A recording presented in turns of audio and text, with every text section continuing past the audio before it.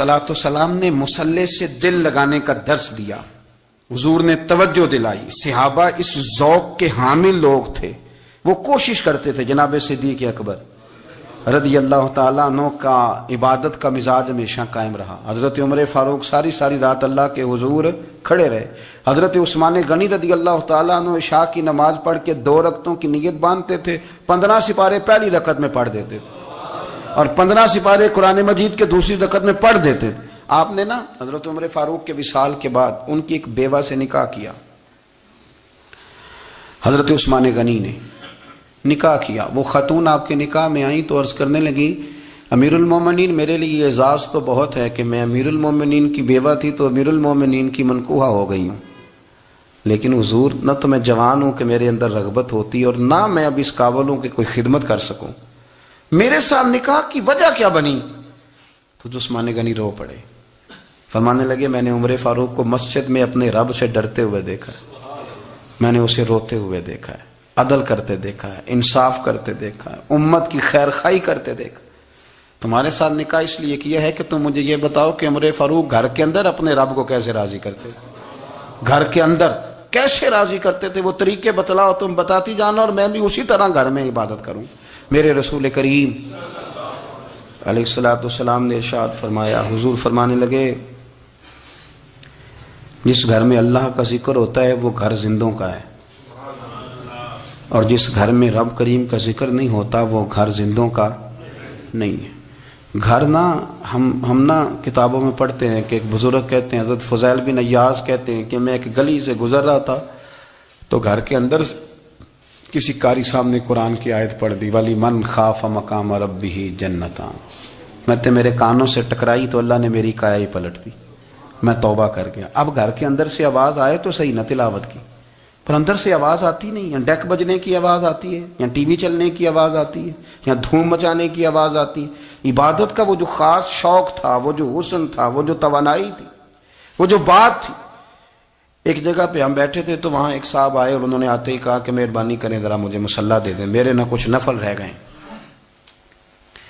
तो मैंने वज़ू कर लिया तो कोई मुसल्ला मिल जाए, मुसल्ला उन्हें दे दिया गया। वो मुसल्ला लेके चले गए तो पीछे एक साहब ने तबसरा किया, कहने कितना रियाकार बंदा है, लोगों को दिखा रहा है कि मैं नफल पढ़ता हूँ, है को बात करने वाली। मैंने उसे कहा, मैंने कहा तू मेहरबानी करना, इस तरह की रियाकारी तू भी कर, पकड़ मुसल्ला और जा तू भी थोड़ी रियाकारी करके आ, उठ जरा शुक्र कर को ये रियाकार भी मिला है, कोई नफल पढ़ के रियाकारी कर रहा है। अल्लाह का मैं कहता हूँ को पढ़े तो सही ना यार, ये कोई दौर है नफल पढ़ने का, इसमें तो लोगों का मिजाज ही नहीं, तबीयत ही नहीं। मैंने कहा चल मेहरबानी कर, ये ले मुसल्ला और तू भी जा थोड़ी सी या कार्या रियाकारी करो तो सही ना, मिजाज ही नहीं, ज़ौक़। जुम्मे की नमाज पढ़ के यूं दुनिया भागती है, ओहो हो पता नहीं कौन सी पीछे आग थी जो बुझाई जाएगी। और आज तक लोग मसला पूछ रहे हैं कि जुम्मे की बाद वाली सुन्नतें कितनी होती हैं।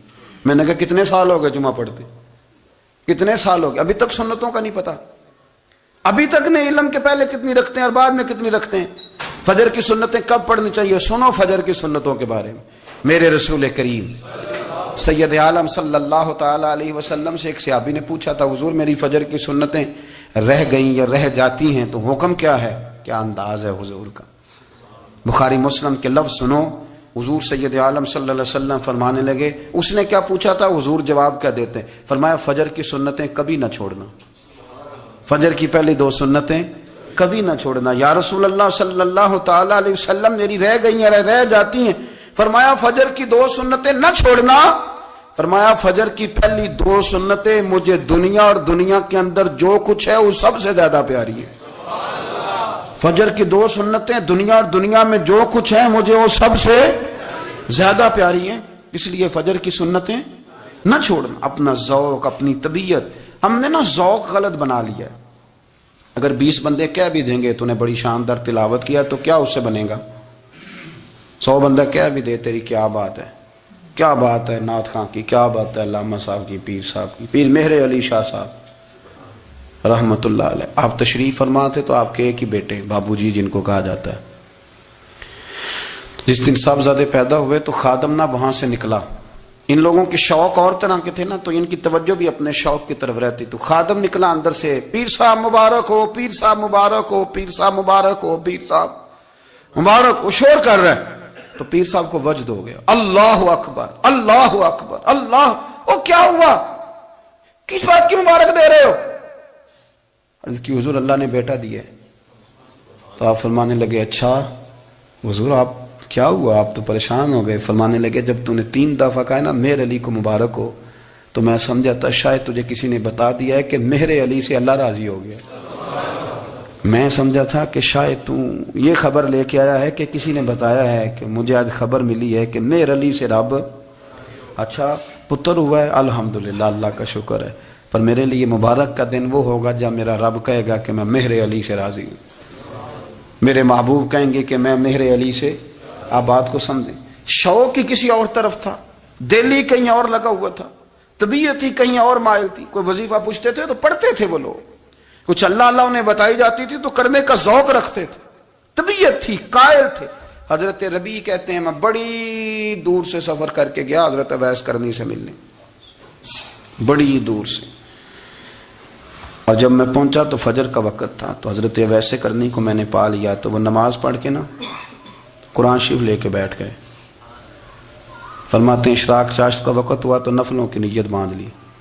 محدث ابن الجوزی نے لکھا ہے، فرماتے ہیں پھر جب زوال کا وقت ہوا تو مسجد میں جھاڑو دینے لگ گئے، زور کی نماز پڑھ کے تو عصر کی تیاری تک وہ مسجد میں بیٹھے رہے۔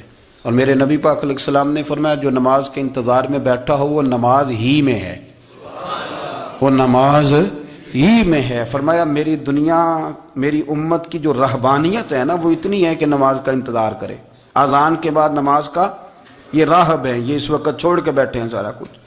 فرماتے ہیں عصر تک انہوں نے اللہ اللہ کی، پھر مغرب تک کی، عشاء کی نماز ہوئی تو نماز پڑھی تو وہ تھک گئے، اب مجھے وہ فارغ ہوں مصلی چھوڑے تو میں ملاقات کروں نا۔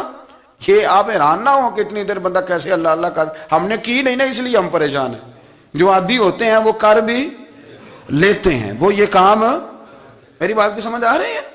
جب جاتے ہو کسی دفتر میں تو 8 گھنٹے کھڑے رہ لیتے ہو نا، مجبوری ہوتی ہے تو کھڑے رہا جا سکتا ہے۔ پاسپورٹ کے دفتر بولیے، امیگریشن کی لائنوں میں، اور میں نے تو امبیسیوں میں بندے 12 گھنٹے پہلے جا کے کھڑے دیکھیں، رہ لیتے ہیں کھڑے۔ تو اگر ان کاموں کے لیے رہا جاتا ہے تو اللہ رسول کے لیے بھی کھڑے رہا جا سکتا ہے۔ تو فرمانے لگے کہ جب عشاء کی نماز کے بعد آخر انسان تھے، تھک گئے، نیند کا غلبہ ہوا تو تھوڑی ایسے آنکھ بند ہوئی تو کھلی تو رونے لگے۔ حضرت ویسے کرنی رو کے کہنے لگے مالک مجھے غافل تو نہ کر، ابھی میں نے کیا بھی کچھ نہیں، دن ختم ہو گیا، کوئی نفل نہیں، کوئی اللہ اللہ نہیں، اللہ مجھے غافل نہ کر، میری مدد فرما۔ فرماتے ہیں جب وہ روئے تو میرے ساتھ جو شخص تھا میں نے کہا اٹھو چلیں، کہنے لگا حضور ملنا نہیں، فرمایا جو میں لینے آیا تھا وہ مجھے مل گیا، جو میں ان سے سیکھنے آیا تھا وہ مجھے نصیب ہو گیا، اب اور میں نے کیا لینا، ختم ہو گئی بات، اٹھو چلیں۔ اللہ کے بندوں نے حضرت ربیعہ بن کعب اسلمی رضی اللہ تعالیٰ عنہ فرماتے ہیں، کہتے ہیں جب بنو قریظہ اور بنو نذیر یہودیوں کے ساتھ حضور علیہ السلام نے جنگ کا اعلان فرمایا تو وہ دشمن ہو گئے، ہمیں خطرہ تھا کہ وہ رات کو کہیں محبوب کو تکلیف نہ دیں، تو کچھ لوگ نا تلواریں لے کے نبی پاک کے دروازے پہ پہرے داری کرتے تھے۔ گن مین رکھنا حرام نہیں، اگر کسی کو واقعی خطرہ ہو تو اس کے لیے سنت بھی ہے۔ حضرت علی المرتضیٰ تلوار لے کے حضور کے گھر کا پہرا دیتے تھے۔ حضرت ربیعہ بن کعب اسلمی رضی اللہ تعالیٰ عنہ فرماتے ہیں کہ رات میری ڈیوٹی تھی کہ میں حضور کے گھر کا پہرا دوں گا، تو فرماتے ہیں میں باہر سن رہا تھا، ساری رات ہی میرے نبی پاک نے اللہ کی تسبیح پڑھی، ساری رات، کبھی تسبیح، کبھی تحلیل، کبھی تحمید، کبھی تکبیر، ساری رات۔ فرماتے ہیں ساری رات حضور پڑھتے رہے اور ساری رات ہی میں سنتا رہا، مجھے اونگ آ گئی، میری آنکھ لگ گئی، حضور ابھی پڑھ رہے تھے، میں تھک کے سو گیا۔ اور فرماتے ہیں جب میری آنکھ دوبارہ سے کھلی تو میرے کانوں میں پھر کوئی چیز گونجی تو میں نے کان لگایا تو میرے حبیب ابھی بھی اللہ کو یاد کر رہے، ساری رات حضور رب کی عبادت کرتے۔ اسی لیے تو کہا یا ایھا المزمل قم اللیل الا قلیلا، حبیب ساری رات تو نہ جاگا کر، تھوڑا آرام بھی کر لیا کر۔ میرے بھائی اپنا مصلی، اپنی عبادات، اپنے وظائف، اللہ اللہ جو آپ نے کسی سے سیکھی ہے اس کو کبھی کمزور نہ ہونے دیں۔ شجرہ شریف جو کسی بزرگ سے آپ لے لیتے ہیں تو کیا رسم ہے کوئی؟ اس پہ کچھ لکھا ہوتا ہے، وہ پڑھنے کے لیے دیا جاتا ہے، اس پہ لکھا ہوتا ہے کہ یہ اللہ اللہ آپ نے کرنی ہے۔ ساری زندگی کسی اسکول میں داخل ہو گئے اور وہاں جا کے آپ نصاب ہی نہ پڑھیں، کتاب ہی نہ کھولیں تو پاس ہو جائیں گے؟ تو کہتے ہیں میں 20 سال جاتا رہا ملا کچھ نہیں، تو آپ نے لیا کیا ہے؟ ایک اتنی سی کتاب تھی، اس کو تو کھول کے آپ دیکھ نہیں سکے، اس کے وظائف تک تو رسائی نہ ہوئی، اس لیے کہ اللہ اللہ کرنا مشکل ہے اور تصویر کھنچانا یہ آسان کام ہے۔ تو جو آسان ہے اس طرف ہماری توجہ لگی رہتی، اور جو مشکل ہے اس طرف ہم ذوق پیدا نہیں کرتی۔ تمہیں پتہ ہے کہ عبادت اللہ کی کرنی چاہیے، تمہیں پتہ ہے کہ نماز پڑھنی چاہیے، تم جانتے ہو کہ نوافل ادا کرنی چاہیے، تمہیں پتہ ہے کہ سجدے، آنکھیں بند کر کے جھوٹ کی زندگی جی کے، اپنے ساتھ بددیانتی کر کے، دھوکہ دے کے اپنے آپ کو دائیں بائیں اپنے آپ کو کہیں مصروف رکھ کے کچھ وقت ضائع تو کر لیتے ہو، پر تمہیں پتہ تو ہے نا کہ عبادت اللہ کی کرنی، تمہیں اس کی خبر ہے۔ فرمایا اس رب کی، دیکھیں نا، انسان پر اگر کوئی شخص نیکی کر دیتا ہے، احسان کر دیتا ہے، تو انسان اس کے سامنے پھر گردن نہیں اٹھا سکتا، یار یہ میرے مشکل وقت کا دوست ہے، اس نے میرے ساتھ نیکی کی ہے، کبھی بھی گردن نہیں اٹھائے گا، جھکا کے رکھے گا۔ تو اگر عام کوئی نیکی کر دے تو اس کے سامنے انسان کبھی گردن نہیں اٹھاتا، تو جو رب ساری نعمتیں عطا فرمائے، جو کہے کہ تیری تخلیق میں نے کی، تجھ سے پہلوں کو بھی پیدا میں نے کیا، تیرے لیے زمین کا بچھونا بھی میں نے بچھایا، آسمان کی چھت بھی میں نے لگائی، تیرے لیے زمین سے ساری اناج کو، پھل کو، کھیتیوں کو نکالا بھی تیرے لیے، اب تو اس طرح کر کہ تو میری عبادت کر، تو میری بارگاہ میں جھک جا۔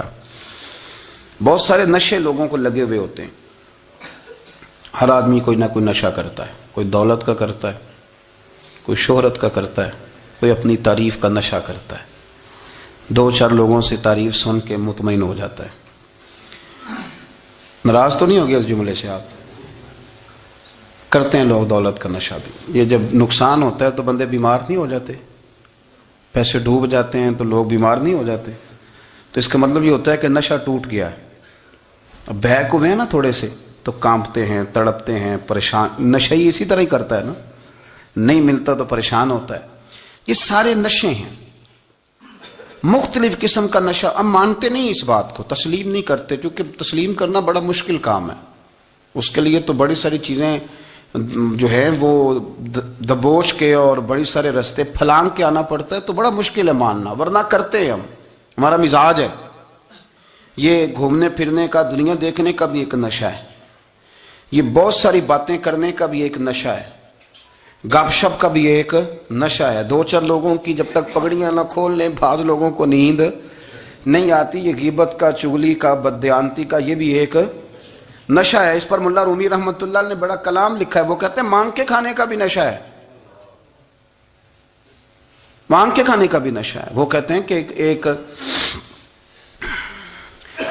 بھیک مانگنے والی خاتون تھی، تو بادشاہ کے پاس بھیک مانگنے آئی، تو بادشاہ کو پسند آ گئی، اس نے شادی کر لی۔ اب اس کو عادت تھی بھیک مانگ کے کھانے کی، تو وہ کنیزوں سے کہا کرتی تھی کہ فٹافٹ نہ روٹی لے کے آیا کرو، میں 2-3 دفعہ مانگوں تو پھر لایا کرو، کیونکہ ایک نشہ ہے نا، تو میں مانگوں 2-4 دفعہ تو پھر۔ تو انسان بہت سارے نشے کرتا ہے، یہ مانتا نہیں، یہ موبائل، یہ فیس بک، یہ سارے نشے ہی ہیں، اپنی فوٹو لگا لینا، سارا دن اسی کو دیکھتے رہنا۔ اور بڑے بڑے سیانے بندے جو وزادار ہیں، بڑے وزادار لوگ ہیں، لیکن وہ بھی سنجیدگی کے قائل نہیں، اس طرح کے نشوں کا شکار ہیں۔ یہ سارے نشے ہیں جو ہم نے پال لیے ہیں۔ ہمارے صوفیاء، ہمارے بزرگ فرماتے ہیں کہ تم اس طرح کرو، اگر سارے نشوں سے بچنا چاہتے ہو تو سجدے کا نشہ شروع کرو، سجدے کا نشہ شروع کرو۔ یہ نا اقبال کہتے ہیں، عطار ہو، رومی ہو، رازی، آپ بات کو سمجھیں، عطار ہو، رومی ہو، رازی ہو، غزالی ہو، کچھ ہاتھ نہیں آتا بے آہ سحر گاہی۔ کہتے ہیں بہت بڑا صوفی ہو جیسے فرید الدین عطار تھے، بہت بڑا تصوف کا امام ہو جیسے امام غزالی تھے، بہت بڑا تفسیر کا استاد ہو جیسے امام رازی ہو، عطار ہو، رومی ہو، رازی ہو، غزالی ہو، پر کچھ ہاتھ نہیں آتا بے آہ سحر گاہی۔ اگر سویرے اٹھ کے روتا نہیں نا اللہ کی بارگاہ میں، اگر تہجد نہیں نہ پڑھتا، تو کچھ ہاتھ نہیں آتا بے آہ سحر گاہی، پھر اس کو کوئی چیز نصیب۔ میری بات کی سمجھ آ رہی ہے آپ حضرات؟ جب تک آپ سویرے نہیں اٹھتے، آپ اللہ اللہ نہیں کرتے، آپ کو نوافل کا چسکا نہیں، عبادت کا مزہ نہیں، فرمایا میری عبادت کرو، یہ شوق پیدا کرو، میں نے تمہیں پیدا کیا ہے۔ ہم لوگوں کے نشے مختلف نشے، بڑا عجیب رنگ ہے۔ محفل کی صدارت کرنے والے بڑے پیر صاحب، بڑے القابات، بیچ میں سے بندہ تلاش کرنے سے بھی نہیں مل رہا، اتنے بڑے لقب ہیں اس کے، لیکن وہ سج سنور کے 2.5 گھنٹے بیٹھا رہا محفل میں، اور نماز کا وقت آیا تو اس نے مختصر سی پڑھی، وہ نکل گیا، ہلکے سے سجدے کیے۔ اتنا بڑا عشق رسول نعت کا، ہو کیا بات ہے، اور عشق رسول کا بہت بڑا پیغامبر، بہت بڑا مبلغ، اور بیچارہ سمجھ ہی نہیں سکا کہ اللہ کے رسول نے فرمایا تو نماز پڑھ میری آنکھیں ٹھنڈی ہو جائیں گی۔ تو یہ نشے کے عادی تو ہیں پر حقیقت کے قائل نہیں ہیں۔ یہ بس ٹھیک ہے، خوابوں کی دنیا میں لوگ زندہ ہیں، پر جن کو یہ جو نشہ تھا نا عبادت کا، یہ میرے رسول پاک کی چاہت ہے، یہ میرے نبی کریم علیہ السلام کی۔ آپ دیکھیں نا، حضور مہینوں جا کے غار حرا میں بیٹھتے، کیا وہاں تبلیغ کرتے تھے؟ کوئی کتاب لکھتے تھے؟ رسول کریم علیہ السلام مہینہ رہتے غار حرا میں، کوئی نہ مجھے دیکھے، کوئی نہ مجھے ملے، حضور یہاں کیا ہے؟ فرمایا میں اپنے رب کی عبادت کروں گا۔ نبی کریم علیہ السلام نے سجدوں کے ساتھ پتھروں اور پہاڑوں کو آباد کر دیا، سجدوں کے ساتھ۔ آپ کا سجدہ آپ کو بہت ساری چیزوں سے چھڑا لیتا ہے، یہ بہت ساری جگہوں سے جھکنے سے بچا لیتا ہے۔ صوفیاء اولیاء یہ کیا کرتے تھے؟ یہ سجدے کا ذوق ہی تو پیدا کرتے تھے، سجدے کا ذوق۔ شاہ عبدالعزیز دباغ رحمۃ اللہ تعالی علیہ اپنے مریدوں سے فرمایا کرتے تھے کہ اگر تم پکے نمازی بن جاؤ نا، تہجد گزار ہو جاؤ، تو میرے پاس آنا جانا چھوڑ دینا۔ عرض کی حضور کیوں؟ فرمایا میں تمہارے اور رب رسول کے راستے میں رکاوٹ نہیں بننا چاہتا، اور میرا مقصود ہے تمہیں وہاں تک پہنچانا، جب پہنچ گئے تو پھر میری ضرورت ختم ہو گئی۔ ہاں کبھی وسوس آئے، شک پیدا ہو، تکلیف ہو تو آنا، ورنہ میں نہیں چاہتا کہ میں رکاوٹ بنا رہوں۔ تم اللہ اللہ کرو، اس مالک کو راضی کرو۔ میرے رسول پاک علیہ وسلم نے فرمایا بندہ اللہ کے سب سے قریب اس وقت ہوتا ہے جب وہ سجدے کی حالت میں ہوتا ہے۔ کس کے قریب ہوتا ہے؟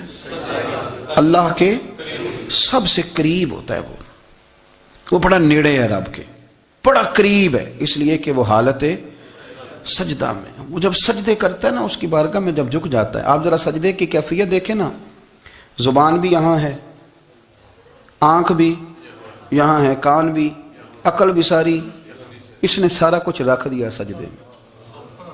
آپ وہ کبھی پیچھے جائیں تو دیہاتوں میں کہا جاتا تھا ناک سے نکیرے نکالو، بہت بڑی سزا ہوتی تھی نا، ناک سے نکیرے نکالو، بڑی سزا ہوتی تھی۔ تو اس نے کہا مالک مجھے کسی نے کہا نہیں، پر دیکھنا میں نے رکھ دی ساری عقل سجدے میں، اور رکھ کے کہا کیا؟ سبحان ربی یا اللہ میں پست ہوں تو اعلیٰ ہے، اللہ تو میرا رب ہے اور تو سب سے اعلیٰ اتنا۔ اور فرمایا جب یہ اس کیفیت میں ہوتا ہے تو پھر یہ اپنے رب کے قریب ہوتا ہے۔ کثرت عبادت، نوافل۔ ہمارے ہاں عمرے کی قرآن اندازی محفلوں پہ ہونے لگ گئی ہے، حالانکہ حدیث سے ثابت نہیں۔ میں دوستوں سے کہتا ہوں جائز ہے، کرنی چاہیے، عمرے کی قرآن اندازی جائز ہے، پر کسی حدیث میں نہیں آئی کہ قرآن اندازی کرو عمرہ کرو۔ حدیث میں قرآن اندازی یہ آئی ہے کہ نبی پاک علیہ السلام نے فرمایا تمہیں پتہ چل جائے نا پہلی صف کا ثواب کتنا ہے، تم قرآن اندازی کرو۔ عمرے کی قرآن اندازی کا تو پوسٹر چھپتا ہے، تو یہ والی قرآن اندازی کب ہونی ہے؟ ہونی چاہیے کہ نہیں؟ حضور نے فرمایا تمہیں پتہ چلے کہ اس کا ثواب کتنا، تو تم قرآن اندازی کرو، تم قرآن ڈالو۔ جب آپ نماز پڑھ رہے ہوتے ہیں، جب آپ کا مصلی آباد ہوتا ہے، صلاح الدین ایوبی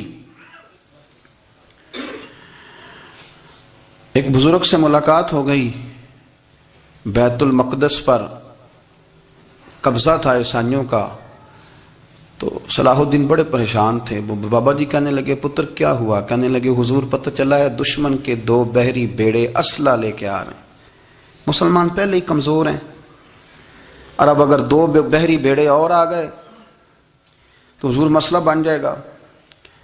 تو میں پریشان ہوں کہ کس طرح یہ کم مسئلے والی ہماری فوج ہے کیسے مقابلہ کرے گی۔ تو بابا جی کہنے لگے پتر اس طرح کرنا، آج رات تو بھی دعا کرنا اور میں بھی کروں گا، تو بھی دعا کرنا، آپ ناراض نہ ہونا، ہم تو پیروں والے ہیں، ہم تو پیروں کے نوکر غلام ہیں، ہمارا تو گزارا ہی نہیں، ہمیں تو ملتا ہے سارا کچھ وہاں سے۔ پر میرا سوال یہ ہے کہ تعویذ لینے جاتے ہو نفل کیوں نہیں پڑھتے؟ رات اللہ اللہ کیوں نہیں کرتے؟ یہ بھی تو ہمارے بزرگوں کا ہی طریقہ ہے، انہوں نے تو ہمیں سکھایا ہے۔ صلاح الدین ایوبی سے بزرگوں نے کہا کہ رات آج نا اللہ اللہ کرنا تو میں تیرے لیے دعا کروں گا، تو بھی دعا کرنا۔ تو بندہ جب دکھی ہوتا ہے تو سجدہ کرتا ہے تو پھر ہی تو مصلی بھیگ جاتا ہے، پھر ہی تو مزہ آتا ہے۔ سکھی بندہ تو کعبے جا کے نہیں روتا، دکھی تھے، تکلیف تھی تو سر رکھا سجدے میں تو تڑپ گئے۔ اور وہ بابا جی کہتے ہیں میں مسجد آیا تو صلاح الدین چیخے مار کے رو رہا تھا اور کہہ رہا تھا مالک میں کوئی اپنی شان کے لیے تو نہیں نہ لڑ رہا، اللہ کو میں کوئی قبضوں کے لیے تو نہیں لڑ رہا، مالک تیرے لیے لڑ رہا ہوں، مجھے بے آبرو نہ کرنا، میری مدد فرمانا۔ کہتے ہیں میں آیا تھا کہ مسجد میں دعا کروں گا، پر صلاح الدین ایوبی کو روتے دیکھا تو میں لوٹ گیا۔ تو سویرے صلاح الدین ملے تو بڑے خوش تھے۔ میں نے کہا پتر کیا ہوا؟ کہنے لگے حضور وہ بحری بیڑے دو آ رہے تھے نا اسلحہ لے کے، دونوں ڈوب گئے پانی میں ڈوب گئے۔ تو بابا جی کہنے لگے صلاح الدین وہ پانی میں نہیں ڈوبے، وہ تیرے آنسوؤں میں ڈوب گئے، وہ غرق ہو گئے۔ وہ جو تو نے مصلی بات کیا تو وہ تیرے آنسوؤں میں ڈوب گئے، وہ غرق ہو گئے، وہ تباہ، اتنے قیمتی تھے تیرے آنسو کے بہا لے گئے دشمن کے بحری بیڑوں کو۔ میرے بھائی ٹھیک ہو گیا جی، میرے عزیز سمجھ لیں اس بات کو ہمیشہ کے لیے، اور اس پر غور کرنے اچھے طریقے سے کہ میرے رسول کریم سید عالم صلی اللہ علیہ وسلم نے نا ہماری توجہ دلائی، حضور نے ہمیں بتلایا، ہمارا ذوق بڑھایا عبادت کی طرف۔ ایک صحابی تھے حضرت ابو فاطمہ رضی اللہ تعالیٰ عنہ، یہ ترمذی شریف کی حدیث ہے۔ نبی پاک علیہ السلام نے فرمایا ابو فاطمہ قیامت کے دن مجھ سے جلدی ملنا چاہتے ہو کہ دیر کے ساتھ؟ تو کہنے لگے حضور کون ہوگا جو دیر سے ملنا چاہے گا، ہم نے تو جان دے دی وعدہ دیدار پر۔ اعلیٰ حضرت فرماتے ہیں جان دے دی وعدہ اور نقد اپنا دام ہو ہی جائے گا۔ مجھے لگتا ہے کہ یہ سودا نقد و نقد ہو جانا ہے، چونکہ ہم نے جان دے دی وعدہ دیدار پر۔ آپ نے وعدہ کیا تھا کہ مریں گے تو پھر زیارت ہوگی، تو مر گئے ہم زیارت کی خاطر۔ جان دے دی وعدہ دیدار پر تو نقد اپنا دام ہو ہی جائے گا۔ اے رضا ہر کام کا ایک وقت ہے، دل کو بھی آرام ہو ہی جائے گا۔ تو حضرت ابو فاطمہ رضی اللہ تعالیٰ عنہ سے نبی پاک صلی اللہ علیہ وسلم نے فرمایا جلدی ملنا چاہتے ہو کہ دیر سے؟ عرض کی حضور فٹافٹ ملنا ہے، میں نے قیامت کے دن آپ سے جلدی ملنا ہے۔ تو نبی پاک علیہ السلام نے فرمایا پھر اس طرح کرنا، دنیا میں رہ کے سجدے زیادہ کرنا، پھر سجدے زیادہ کرنا، قیامت میں ملاقات جلدی ہو جائے گی، قرب ملے گا تمہیں۔ اپنے بچوں کے اندر دیکھیں نا، ہم شوق پیدا کرتے ہیں، ہمیں صحیح لفظ نہیں بولنے آتے پر ہم بچوں میں شوق پیدا کرتے ہیں کہ پتر ڈاکٹر بن جائے گا تو بڑا نفع کرے گا، تو لوگوں کی خدمت کرے گا، ملک و ملت کی خدمت کرے گا، تیرے ابا کا نام روشن ہوگا، تیرے دادا کی تعریفیں ہوں گی۔ ہم یہ ذوق پیدا کرتے ہیں۔ ہم اپنے نوجوانوں کے اندر یہ فکر پیدا کرتے ہیں، انہیں ہم سمجھاتے ہیں کہ میاں جب تم پڑھو گے، محنت کرو گے تو فلاں آدمی کی طرح تمہارا نام ہوگا۔ یہ جتنا ذوق ہم بچوں کے اندر ان چیزوں کا پیدا کرتے، ہمیں حکم ہے کسی طرح ہم ذوق پیدا کریں کہ پتر نماز پڑھے گا تو اللہ راضی ہو جائے گا، تو سجدہ کرے گا۔ دیکھیں نا میرے رسول کریم علیہ السلام نے فرمایا 7 سال کے بچے کو مسجد لے کے جاؤ، یعنی اسے شوق دلاؤ، اس کے اندر یہ خاصیت پیدا کرو کہ اس کا دل کرے مسجد میں جانے کا، اس کے اندر یہ خصوصیات لاؤ کہ وہ ہمارے ہاں نا ہر چیز کو پروموٹ کیا جا رہا ہے، ہر چیز کو، یعنی سر سنگیت سکھانے کے لیے اکیڈمیاں بن گئی ہیں، ہر شے پروموٹ ہو رہی ہے، عبادت کا جذبہ کم ہوتا جا رہا ہے، اللہ کا ذوق ہمارے اندر نہیں رہا۔ اور اتنا مشکل ہم نے اپنے لیے بنا لیا ہے کہ وہ بندہ جو بڑی زبردست مذہبی گفتگو کر رہا تھا اور تگڑی بات کر رہا تھا، کیا بات ہے، لیکن نماز کے بارے میں کمزوری دکھا جاتا ہے، نوافل کے بارے میں وہ چپکے سے نکل جاتا ہے۔ امام احمد بن حنبل رحمۃ اللہ تعالی علیہ،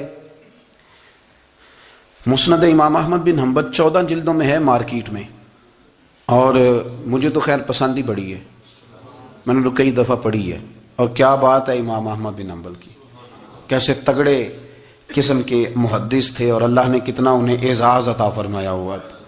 یہ کوڑے بھی کھاتے تھے دین کی خاطر، سارا کرتا لہو سے بھر بھی جایا کرتا تھا، بڑا اعزاز والا شخص تھے، بڑے اعزاز والے، حدیثیں جمع کرنا، حدیثیں لکھنا، حدیث پڑھانا، سارا دن رہتے تھے، کہہ سکتے تھے کہ میں کر تو رہا ہوں کام، اور حدیث بھی موجود ہے کہ عالم عابد سے افضل ہوتا ہے، پر اس کے باوجود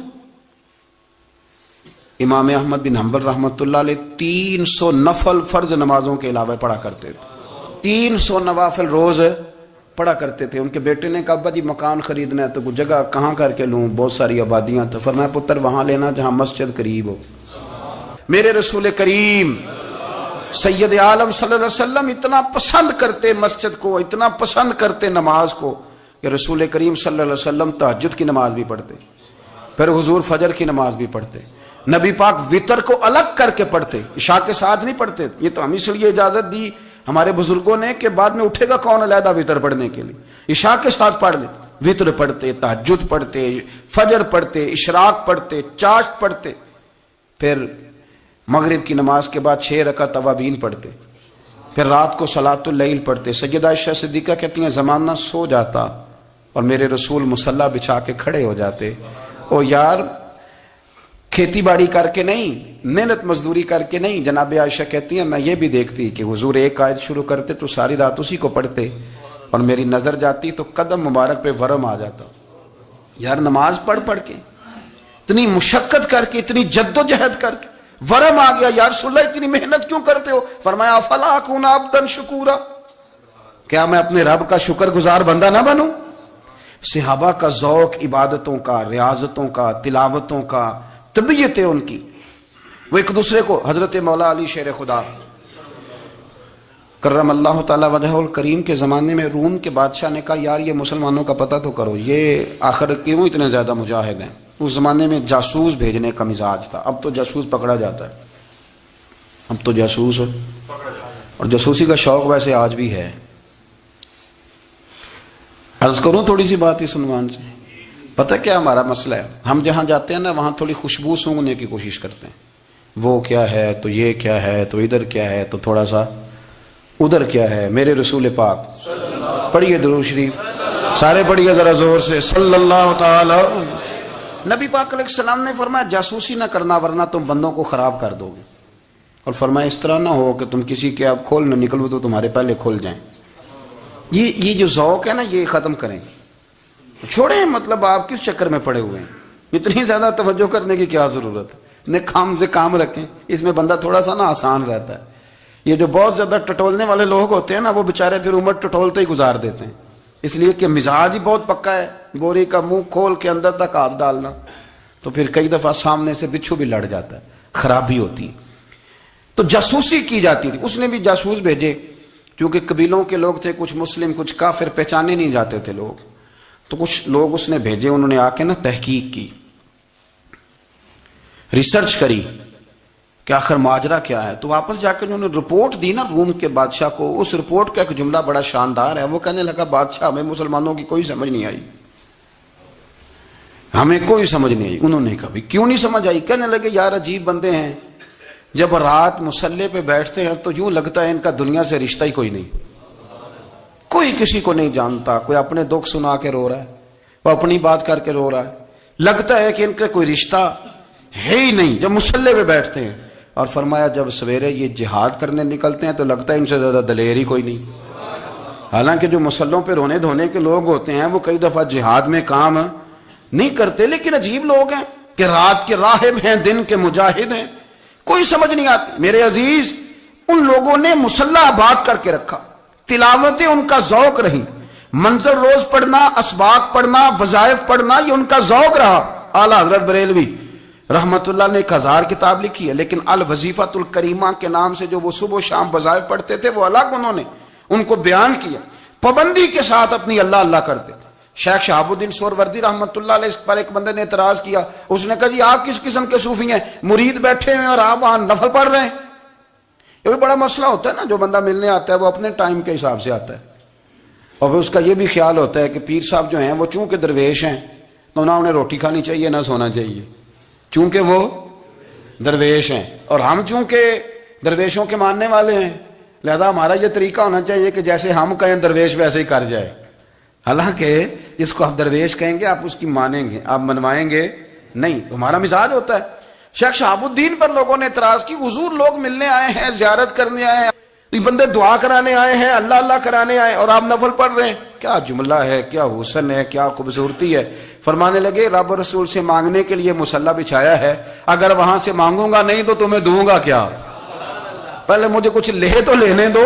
اگر میرے پلے کچھ ہے ہوگی تو آگے دوں گا نا. تو میں مانگنے گیا تھا کہ یا اللہ دے, تیرے بندے لینے آئے ہیں, دے, تو میں کچھ لوں گا تو آگے دوں گا نا. لیکن ہمارا یہ سٹیٹس, یہ مزاج, یہ شعور نہیں ہے. گپیں, کہانیاں, داستانیں, گفتگو, خطابت, واز, کیا بات. لیکن اگر کچھ کرنے کا کام ہو تو وہ نہیں ہم سے ہوتا. بخاری شریف میں حدیث ہے, قاضی ایاز مالکی رحمۃ اللہ علیہ نے بڑی تفصیل سے لکھی ہے. راوی حضرت انس بن مالک ہیں. ایک بندہ بڑی دور سے آیا نبی پاک صلی اللہ علیہ وسلم کی زیارت کے لیے, بڑی دور سے.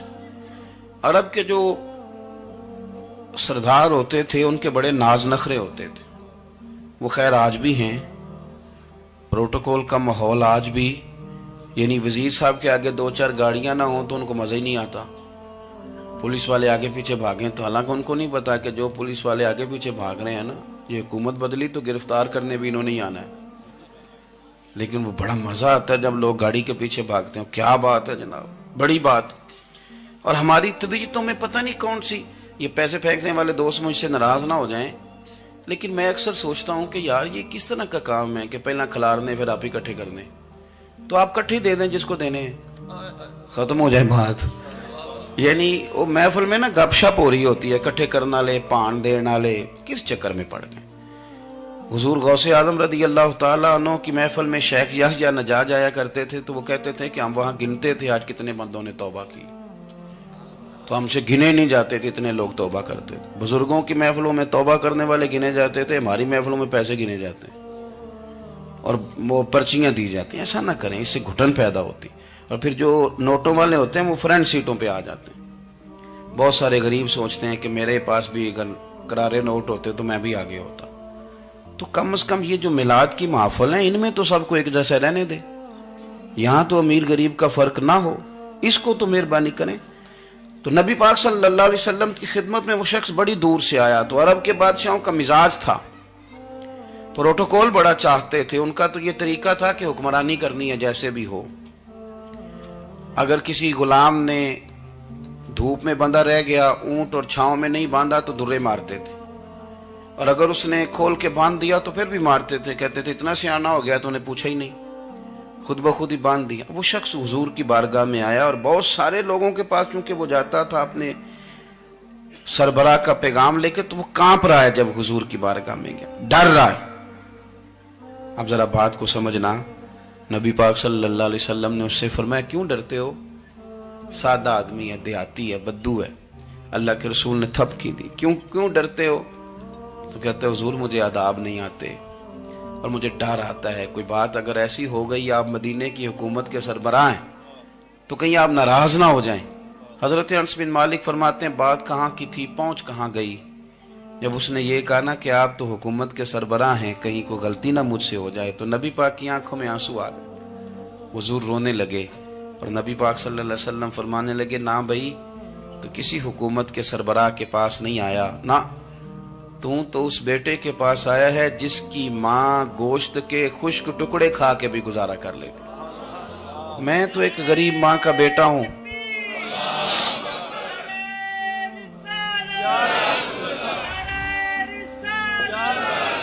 بھائی اگر آپ کا یہ ذوق بن جائے, دیکھو نا آج تو لوگ بھول جاتے ہیں نا, کپڑے بدل لیتے ہیں تو وہ سمجھتے ہیں کہ شاید سارا کچھ ہی بدل گیا. یعنی گاؤں سے آ کر پڑھنے والے بھول ہی گئے ہیں کہ کس کی ماں نے کتنا زیور بیچا تھا. لوگ بھول جاتے ہیں چیزوں کو. اپنے ماضی کو یاد رکھیں, آپ لوگوں کے ساتھ پیار کریں, آپ لوگوں کو موقع دیں, آپ تھوڑی سی اور کوشش کریں اس شخص تک جانے کی جو آپ کو مایوس نظر آ رہا ہے, پریشان نظر آ رہا ہے. یہ ہمیں میلاد والے محبوب صلی اللہ علیہ وسلم نے درس دیا. ایک اور پہلو, حضور سید عالم صلی اللہ علیہ وسلم نے, ہمارے ہاں نا ابھی بھی برادری کی تقسیم ہے, ابھی بھی, اور کچھ میں نے ایسے کمزور لوگ بھی دیکھے, یہ اس طرح کی حرکتیں ہارے ہوئے لوگ کرتے ہیں. ہارے ہوئے لوگ جو اپنے آپ کو سمجھتے ہیں کہ میں کوئی بڑا آدمی ہوں. بڑا آدمی تو اپنے اخلاق سے ہوتا ہے, اپنے کردار سے ہوتا ہے, اپنی سخاوت سے ہوتا ہے, لوگوں سے پیار کرنے سے ہوتا ہے. باقی یہ کہ بیٹھ کے کہانی سنانا کہ میں بڑا کچھ کرتا ہوں, تو جو کچھ کرتا ہوتا ہے اسے سنانے کی کوئی ضرورت. ایک اور بہت سارے لوگ آپ تعزیت کرنے جائیں نا والد کے انتقال کے بعد, تو ان بیچاروں کو بتانا پڑتا ہے کہ ابا جی میرے بغیر دوائی نہیں کھاتے تھے. تو میں کہتا ہوں اگر تیرے بغیر نہیں کھاتے تھے پھر بتانے کی ضرورت نہیں، پھر تو سارے گاؤں کو پتا ہوگا کہ تیرے بغیر نہیں کھاتے تھے۔ اور اگر کوئی دال میں کالا ہے تو پھر تیری وضاحت کوئی بندہ قبول نہیں کرے گا۔ تو آپ کو بتانا کیوں پڑ رہا ہے؟ اور آپ بار بار اس بات کا ذکر کیوں کر رہے ہیں کہ ہم بہت بڑے قبیلے کے ہیں؟ صاحب اگر آپ بڑے قبیلے کے ہیں تو پتا ہوگا سارے علاقے کو آپ کتنا لوگوں کا خیال کرتے ہیں، آپ کس قدر محبت کرتے ہیں، آپ کا انداز کریمانہ کس طرح کا، پھر آپ کو بتانے کی کوئی ضرورت نہیں ہوتی، پھر خود بخود خبر ہوتی ہے۔ حضرت سیدنا ابو ذر غفاری رضی اللہ تعالیٰ عنہ، قبیلہ بنو غفار ایک بڑی شاخ تھی قبیلوں میں سے، جو لوگ اس زمانے میں مالدار قبیلوں سے تعلق رکھتے تھے ان میں سے ایک بڑا نام تھا۔ ساری زندگی چودراہٹ کی، لیکن میلاد ایک انقلاب کا نام ہے۔ میں میلاد منانے والے دوستوں سے گزارش کرتا ہوں کہ آپ ہر سال میلاد منائیں، اور ہر سال میلاد کے بعد آپ تھوڑے بدل بھی جائیں، یعنی تھوڑے سے بدل جائیں۔ کچھ لوگ کہیں یار یہ داڑھی میں نے 12 ربیع الاول والے دن رکھی تھی، یہ میری میلاد والی داڑھی ہے۔ اور داڑھی رکھیں بھی نبی پاک کی مرضی کی۔ کس کی مرضی کی؟ نہ ناراض ہو جائے جی میں ٹور چلا، بس کس مرضی کی جی؟ اپنی مرضی کے نہیں۔ داڑھی کا وزن کو نہیں ہوتا کہ پوری مٹھی رکھیں گے تو آپ کو کوئی دقت ہوگی، کوئی وزن نہیں، پوری رکھیں، جو حضور کا طریقہ مبارکہ ہے جو ہمیں ملتا ہے اس پر آپ توجہ فرمائیں۔ تو میں جو بات عرض کرنے جا رہا ہوں وہ میلاد انقلاب ہے۔ حضور سید عالم صلی اللہ علیہ وسلم کی بارگاہ میں آنے سے پہلے لوگ کچھ اور ہوتے تھے، اور یہاں سے ہو کے جاتے تھے تو پھر ان میں تبدیلی آتی تھی۔ میں سارا دن کرامتیں سناؤں نا کسی کو اپنے پیر صاحب کی اور اپنے گھر میں بھی کہ میرے حضرت بڑے، میرے استاد بڑے، لیکن بیوی کے ساتھ اگر میں ترش لہجے میں بات کروں گا تو وہ کہے گی یہ سکھاندے نے تینوں پیر صاحب، دوست کہیں گے یہ سکھاتے ہیں آپ۔ تو آپ کی کہانیاں نہیں چلتی، آپ کا کردار چلتا ہے۔ حضرت ابو ذر غفاری رضی اللہ تعالیٰ عنہ فرماتے ہیں چونکہ میں چودھری تھا، سیدنا بلال حبشی رضی اللہ تعالیٰ عنہ کے پاس میں بیٹھا تھا، کسی بات میں بات آگے بڑھی اور بڑھتے بڑھتے بات شکرنجی تک چلی گئی۔ رائے کے اختلاف نے باتوں میں تلخی پیدا کر دی، اور جب تھوڑے لفظ اور تیز ہوئے تو میں نے انہیں کہہ دیا چپ کر، تو ابشن کا بیٹا ہے۔ کس کے بیٹے تھے حضرت بلال؟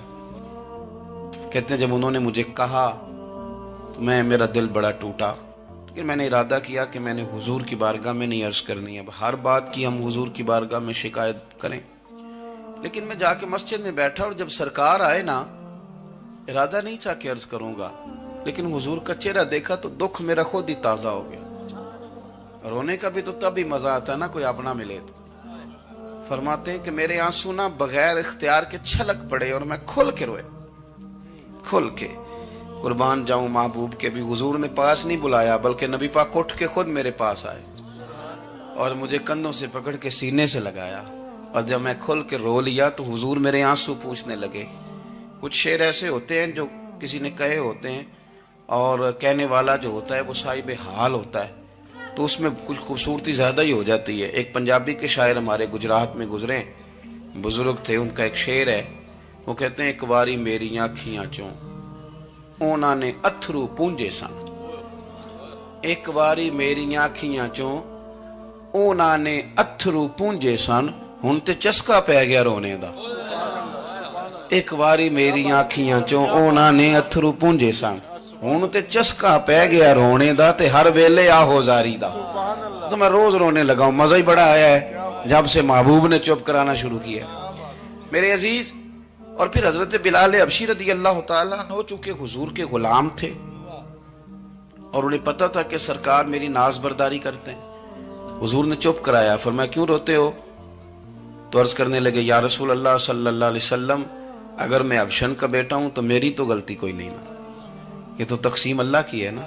الذی خلقک فسواک فعدلک فی ای صورت ما شاء رکبک، جس طرح وہ چاہتا ہے، جس کو چاہتا ہے اس طرح کی اس کی صورت بنا دیتا ہے۔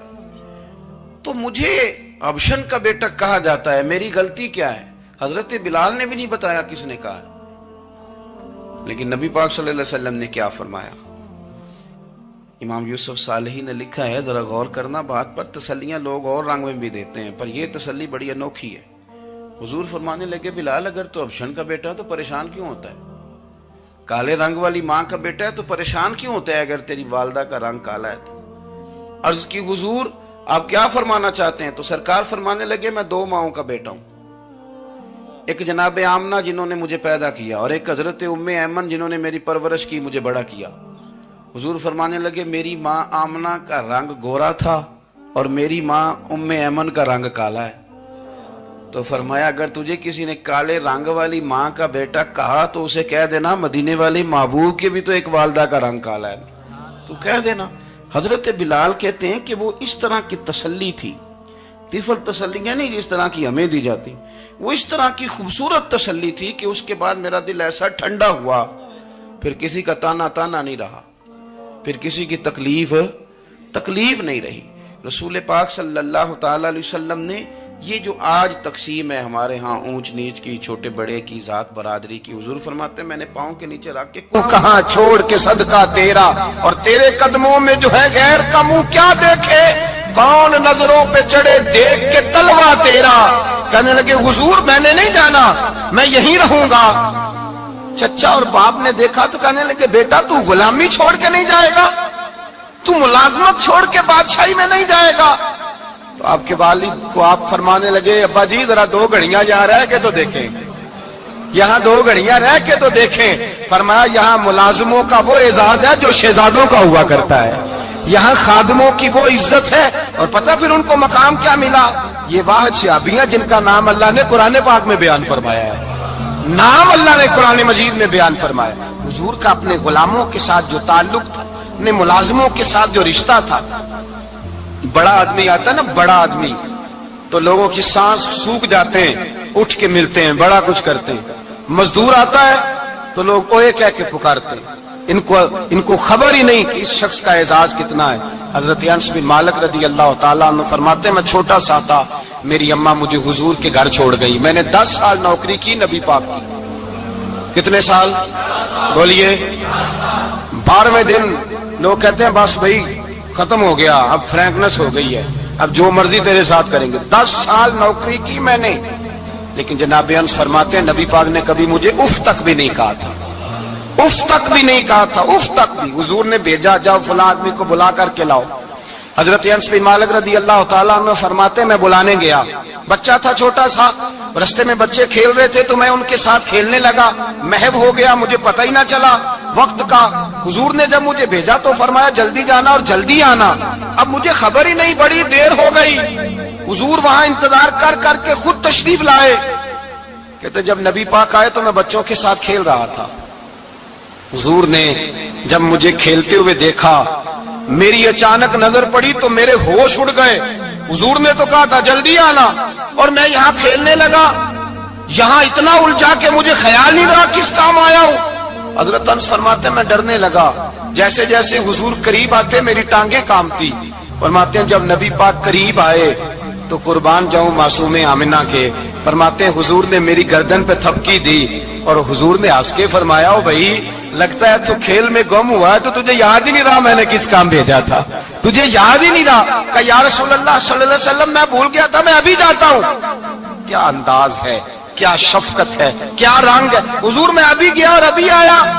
نبی پاک نے فرمایا نہیں یار تو کھیل میں خود ہی چلا جاتا، تو کھیل یہاں میں خود جاتا۔ یہ اعزاز، یہ فضیلت، یہ درجہ کس نے ذروں کو اٹھایا اور صحرا کر دیا، یہ کس نے قطروں کو ملایا اور دریا کر دیا، یہ کس کی حکمت نے یتیموں کو کیا در یتیم اور غلاموں کو دنیا بھر کا مولا کر دیا، یہ کس نے اتنا۔ میرے بھائی مزدور کو حضور نے اعزاز دیا، نبی پاک اپنے ہاتھ سے کام کرنے والے کے ساتھ اس نے سلوک کرتے، محبت کرتے، پیار کرتے۔ ایک بوڑھی اماں تھی جو مسجد میں جھاڑو دینے کی مزدوری کرتی تھی۔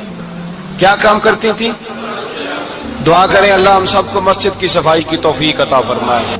بوڑھی اماں تھی، مسجد کی صفائی کرتی تھی، نوکری کرتی تھی، بیمار ہو گئی، بخاری شریف میں موجود ہے۔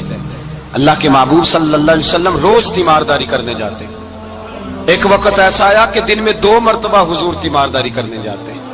ایک شام نبی پاک نے فرمایا اس کا انتقال ہو جائے تو مجھے اطلاع کرنا۔ صحابہ کہتے ہیں رات کے وقت ان کا انتقال ہوا، ٹھنڈ کا موسم تھا، ہم نے حضور کو تکلیف دینا مناسب نہ سمجھا، ہم نے دفن کر دیا۔ سویرے اللہ کے حبیب نے پوچھا تم نے مجھے اطلاع کیوں نہیں دی؟ حضور سردی بڑی تھی، کون جاتا ہے مزدوروں کے جنازوں میں؟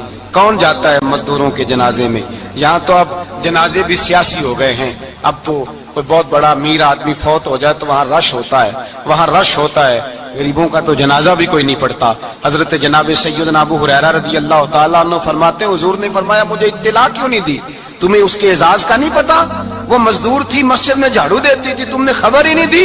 حضور وصال ہو گیا، فرمایا چلو مجھے بتاؤ قبر کہاں ہے. حضور سارا کچھ جانتے ہیں لیکن یہ ساری تمہید اس لیے بیان کی کہ ایک مزدور کی شان واضح ہو جائے. فرمایا بتاؤ قبر کہاں ہے؟ صحابہ کہتے ہیں ہم قبر پہ لے گئے تو میرے نبی نے فرمایا صفے بناؤ میں دوبارہ جنازہ پڑھاؤں گا. میں دوبارہ جنازہ نہیں ہو سکتا. اس وقت ہو سکتا ہے جب وارث نے نہ پڑھاؤ، پھر دوسرا جنازہ جائز ہے. وارث نہ پڑھے تو اس سے پہلے 20 جنازے بھی ہو جائیں تو جب وارث پڑھ لے پھر دوسرا جنازہ نہیں ہو سکتا. حضور نے دوسرا جنازہ اس لیے پڑھا ہے کہ حضور اپنی ساری امت کے وارث ہیں، نبی پاک ساری امت کے وارث ہیں. فرمایا پر بناؤ صفے میں جنازہ پڑھاتا ہوں. مزدور کو اعزاز دیا، پیار کیا. حضرت عبد الرحمن ابن عوف رضی اللہ تعالیٰ عنہ فرماتے ہیں ایک دن میرا دل کیا تھا کہ میں غریب ہو جاؤں. کیا ہو جاؤں؟ آپ اپنے لیے دعا نہ کریں لیکن حضرت عبد الرحمن ابن عوف کے الفاظ تو دہرائیں.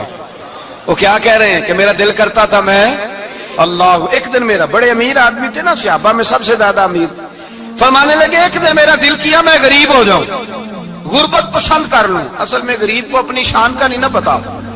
اسے جس دن پتہ چل گیا کہ میں غریب کی عظمت کتنی ہے، غریب ہر وقت اپنے آپ کو کوستا ہی رہتا ہے. اور میں اکثر کہتا ہوں کہ یہ بڑے کا قصور نہیں کہ اس نے تجھے چھوٹا جانا ہے، یہ تیرا قصور ہے. تو احساس کمتری میں کیوں مبتلا ہوا؟ تو نے اپنے آپ کو چھوٹا کیوں جانا؟ تو نے اپنے آپ کو کمزور کیوں سمجھا؟ تو نے کیوں سمجھا کہ میں مزدور ہوں تو میری عزت ہی کوئی نہیں، میرا مقام کوئی نہیں؟ کیوں تو نے ایسا سمجھا اپنے لیے؟ حضرت عبد الرحمن میرے بھائی یاد رکھیں جب غریب کو پتا چلے میری شان کیا ہے، میرے نبی پاک نے فرمایا میں غریبوں کے بیچ آیا ہوں، میں غریبوں میں رہا ہوں، میرے دائیں بائیں غریب رہتے ہیں اور قیامت کے دن جب میں جنت میں جاؤں گا تو میرے آگے پیچھے غریب لوگ ہی ہوں گے. میں غریبوں کے ساتھ مل کے جنت میں جاؤں گا. حضرت عبد الرحمن ابن عوف کہتے ہیں ایک دن میرا بھی دل کیا تھا. یہ سب سے امیر تھے صحابہ میں اور حضور نے فرمایا تو پکا جنتی ہے پر سب سے آخر میں جنت میں جائے گا، اس لیے کہ جتنا مال ہے اتنا حساب بھی تو دینا ہے نا، پکے. حضرت عبد الرحمن ابن عوف کہتے ہیں ایک دیہڑے دل کیا تھا کہ میں ماڑا ہوتا، میں غریب ہوتا.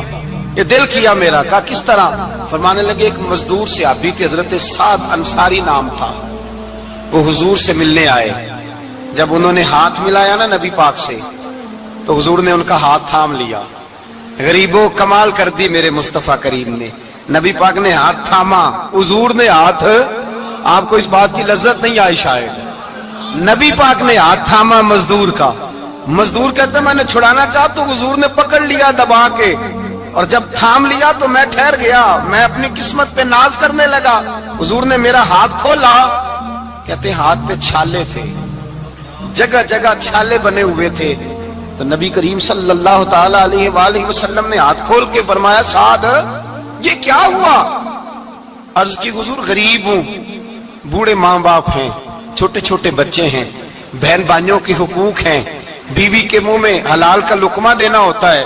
یا رسول اللہ پھاوڑا لے کے، کئی لے کے، کدال لے کے، بیلچا لے کے مزدوری کرتا ہوں، میدان میں نکلتا ہوں، صبح سے گیا تھا اب آیا ہوں، ہاتھوں میں نشان پڑ گئے ہیں. حضرت عبد الرحمن ابن عوف فرماتے ہیں جس کے قدم چومنے کو دنیا ترسے اس رسول نے سر مبارک جھکایا اور غریب کے ہاتھ کو چوم لیا. نبی پاک نے بوسہ دیا اور پھر فرمایا کیا؟ فرمایا یہ وہ ہاتھ ہیں جن سے خدا بھی پیار کرتا ہے، محمد مصطفیٰ بھی محبت فرماتے ہیں. نبی رحمت علیہ السلام نے فرمایا یہ تیرا وہ ہاتھ ہے جس سے اللہ بھی پیار کرتا ہے اور اللہ کا. تو مزدور کو پھر ناز کرنا چاہیے کہ پریشان رہنا چاہیے؟ بولے نا، مزدور کو ناز کرنا چاہیے نا، اس کو اپنا ہاتھ کھول کھول کے دیکھنا چاہیے اور اسے کہنا چاہیے اللہ نے مجھے وہ ہاتھ عطا فرمایا جس سے رب بھی پیار کرتا ہے، مصطفیٰ بھی پیار کرتے ہیں. اسے تو اعزاز سمجھنا چاہیے، فضیلت جاننی چاہیے. اسے تو ناز کرنا چاہیے. اللہ تبارک و تعالیٰ نے مجھے یہ اعزاز دیا ہے. کسان جو کھیتوں میں مزدوری کر رہا ہے, وہ مزدور جو کسی فیکٹری میں گیا ہے, رزق حلال کی تلاش میں نکلا ہے, اسے تو میرے بھائی ناز کرنا چاہیے, اسے تو خوش ہونا چاہیے کہ اللہ نے مجھے یہ فضیلت دی. ترستے ہوئے غریب, جان بوجھ کے اپنے آپ کو پریشان رکھتے ہوئے لوگ اگر جان جائیں کہ فضیلت کیا ہے, عظمت کیا ہے, اور پھر غلام کے ساتھ سلوک کیا کرنا ہے. ایک یہودی کا بیٹا نبی پاک کی خدمت کرتا تھا اکثر. یہودی کا بچہ, وہ بیمار ہو گیا, روز آتا تھا, چھوٹے موٹے کام کرتا تھا, بیمار ہو گیا. حضور نے فرمایا چلو تیمارداری کرنے چلتے ہیں. کس کی جی؟ غلام کی, نوکر کی. یہاں صاحب کہتے ہیں 5,000 روپیہ لے جاؤ, وہ بڑے احسان کے ساتھ 5,000 روپیہ لے جاؤ اور دے آنا, اور اسے کہنا سر جی پوچھ رہے تھے تیرا کیا حال ہے, وہ بات ختم ہو گئی. حضور بنفس نفیس گئے اور غریب کا گھر تھا. وہ یہودی باہر نکلا جس کا بیٹا بیمار تھا, تو کہتا جب دروازے پہ میں نے مسلمانوں کے نبی کو کھڑے دیکھا تو میرے پیروں تلے زمین ہی نکل گئی. میں نے کہا حضور مجھ غریب کی کٹیا میں کیسے آئے؟ پر میں تجھے پتا ہے نا تیرا بچہ میری نوکری کرتا تھا, یا کبھی بیمار ہو گیا, میں تیمارداری کرنے آیا. وہ یہودی کہتا مجھے خیال یقین ہی نہ آئے کہ میرے گھر میں حضور, تو امیر حرم, میں غریب بے نوا, تو کجا من کجا, میرے گھر میں حضور آئے. کہتے کہاں ہے ہمارا پیارا؟ حضور وہ لیٹا ہوا ہے. صحابہ کہتے ہیں نبی پاک سرانے گئے تو اس کا آخری وقت تھا, تھوڑا سا ٹائم تھا. میرے مصطفیٰ نے فرمایا تو میری نوکری کرتا تھا, آج میں تیری تیمارداری کرنے آیا ہوں. غلاموں سنو, جو رسول اللہ کی نوکری کرے آخری وقت آئے تو اللہ کے رسول پہنچ جایا کرتے ہیں, حضور پہنچ جایا کرتے ہیں. نجم کی ہے خدا آرزو ہے یہی, عاشق زار کی آبرو ہے یہی, موت کے وقت سر ان کے قدموں میں ہو, دید ہوتی رہے دم نکلتا رہے. حضور پہنچ جاتے ہیں. نبی پاک تشریف لائے, بیٹھے سرانے. حضور نے جب اپنا برف سے ٹھنڈا اور کستوری سے زیادہ خوشبو والا ہاتھ اس کے بالوں میں پھیرا, آنکھیں کھولی, حضور نے فرمایا چل کلمہ پڑھ جا, چل میرا کلمہ پڑھ جا. ساری دنیا در رسول پہ آ کے کلمہ پڑھے, اور حضور اسے کلمہ پڑھانے گھر تشریف لے گئے. یہ ایک مزدور کو, ایک محنت کرنے والے کو اعزاز دیا. گھر گئے, کلمہ پڑھ لے. اس نے اپنے والد کی طرف دیکھا اور والدہ کی طرف دیکھا, ماں باپ یہودی ہیں, رونے لگے. کہنے لگے بیٹا یہ ہم سے زیادہ بڑھ کر تیرے حق میں خیر خواہ ہے, جیسے کہتے کر لے. اس نے کلمہ پڑھا اور حضور کی گود میں لوٹ پوٹ ہونے لگا. کلمہ پڑھا, روح پرواز کر گئی. شارحین کہتے ہیں جب نبی پاک وہاں سے نکلے تو حضور نے فرمایا اٹھاؤ اس کی میت کو. ماں باپ کہنے لگے کہاں لے جانا ہے؟ فرمایا ہم اپنے طریقے کے مطابق غسل کفن کریں گے, اس لیے کہ جو کلمہ پڑھ جائے پھر وہ میرا ہو جایا کرتا ہے, میرا ہو جایا کرتا ہے. بھائی یاد رکھیں, مزدور کو حضرت ربیہ بن کعب فرماتے ہیں میں حضور کو وضو کراتا تھا, رات کا وضو میری ذمہ داری تھی, صرف ایک وضو رات. ہمارے ہاں تو 25 سال مزدور مزدوری کر کے چلا جاتا ہے, پر وہ مزدور ہی رہتا ہے, وہ مزدور ہے, اس کا کوئی اعزاز نہیں, کوئی. اس کے لیے وہ کہتے ہیں اب بابا جی آپ کو کھانسی زیادہ آتی ہے, اپنے بیٹے کو لگا دیں, کسی اور کی ڈیوٹی لگا دیں, اب آپ کام نہیں کر سکتے. 25 سال نوکری کی, ملا کیا؟ حضرت ربیہ کہتے ہیں میں وضو کراتا تھا رات کا. میرے نبی پاک نے فرمایا شادی کیوں نہیں کرتا؟ تو میں نے کہا یا رسول اللہ نہ میرے پاس حسن ہے, نہ پیسے ہیں, نہ کوئی کاروبار ہے, مجھے کون رشتہ دے گا؟ میرا روپ بھی نہیں تے میرا رنگ بھی نہیں, میں نے یار مناؤن دا ٹانگ بھی نہیں, کون مجھے رشتہ دے گا؟ کہتے ہیں حضور خاموش ہو گئے. دوسرا دن آیا تو میں وضو کرانے پہنچا تو نبی پاک نے فرمایا شادی کیوں نہیں کرتا؟ کہتے ہیں میں نے کہا حضور کون رشتہ دے گا؟ وہی 3 باتیں دہرائیں, نہ پیسے ہیں, نہ حسن ہے, نہ کوئی کاروبار ہے, نہ مکان ہے. فرمایا حضور نے تیسرے دن پھر کہا. جب دوسرا دن ہوا نا تو حضور نے کہا, حضور خاموش ہوئے میرے جواب پر. میں نے کہا یار کتنا بیوقوف ہوں, حضور روز پوچھتے ہیں اور میں جواب ہی نہیں دیتا. کہتے ہیں تیسرے دن میں نے ارادہ کیا آج نبی پاک پوچھیں گے تو میں کہوں گا حضور جیسے دل کرتا ویسے ہی کرا دیں. کہتے ہیں تیسرے دن میں گیا, سارا وضو کرا لیا, پر نبی پاک نے پوچھا ہی نہیں. میں ارادہ کر کے گیا تھا کہ آج پوچھیں گے تو بتا دوں گا, حضور نے پوچھا ہی نہیں. فرماتے ہیں وضو مکمل ہو گیا, میں دروازے تک چلا گیا تو مصطفیٰ نے آواز دی. فرمایا واپس پلٹنا, میں پلٹا تو حضور نے فرمایا تو شادی کیوں نہیں کرتا؟ کہتے ہیں میں کھل کے مسکرایا. میں نے کہا محبوب تیرے کرم پہ قربان جاؤں, کیا انداز محبت ہے. حضور مہربانی کریں کرا دیں. فرمایا فلاں سردار کے پاس جا, ایک وضو کراتے ہیں, اور اعزاز حضور نے کتنا دیا, جا سردار کے پاس اور اسے جا کے کہہ کہ اللہ کے رسول فرماتے اپنی بیٹی کا نکاح تیرے ساتھ کر دے. فرماتے میں گیا. ماں باپ کو بڑی فکر ہوتی ہے بیٹیوں کی. وہ کہنے لگا میں شام کو خود نبی پاک کی بارگاہ میں آؤں گا. کہتے میں باہر نکلنے لگا تو وہ بچی پردے کی اوٹ سے بولی, کہنے لگی غلام ٹھہر جا, ابا جی آپ کو میری فکر ہے, اماں جی میری فکر ہے, میری فکر نہ کریں اور یہ نہ دیکھیں آیا کون ہے, یہ دیکھیں بھیجا کس نے ہے. آپ مجھے حوالے کریں نبی پاک کے, حضور کے حوالے کریں, اللہ رسول مجھے کبھی ضائع نہیں کریں گے. حضرت ربیہ کہتے ہیں حضور نے میری شادی کا بندوبست کیا. حضرت بریدہ اسلمی سے کہا کہ تو اس کے لیے کھجور کی گٹھلی کے برابر سونا لا. حضرت حارثہ بن نعمان سے کہا تو اس کے لیے ایک کمرے کا حجرے کا بندوبست کر. حضرت عثمان غنی سے کہا تو نے ولیمہ کرانا اس کا. فرمایا میں تو تھوڑی نوکری کرتا تھا, مصطفیٰ نے ساری زندگی کا ہی بندوبست فرما دیا. یہ مزدور کے ساتھ حضور کا انداز ہے. پہلے میں نے شروع میں کہا کہ مزدور اس بات کو سمجھتا ہی نہیں کہ اس کا مقام کتنا, وہ اس بات کو جانتا ہی نہیں اللہ نے اسے اعزاز کتنا دیا ہے. ملت کا جوان سب سے پہلے تو کبھی کسی کی جیب کی طرف نہ دیکھے,